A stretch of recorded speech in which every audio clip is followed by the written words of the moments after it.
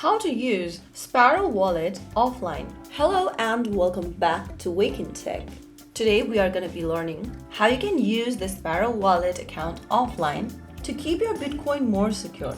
First of all, launch open the Sparrow Wallet app on your device. Once you're inside the wallet homepage, you'll be able to see a yellow button at the bottom right corner, this one over here. If it shows the yellow color, it means you are online. If you want to go offline, simply tap on the toggle switch and you'll be disconnected right away.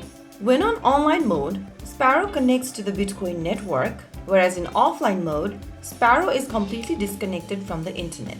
You can view your wallet, sign transactions, but you cannot broadcast transactions when on offline. If you ever want to go offline back again, you can toggle on the switch right at the bottom right and make sure that it changes into yellow color. So that is how you can easily go offline in Sparrow Wallet. If you found the video helpful, don't forget to like, share and subscribe to our channel. I will see you again in the next video.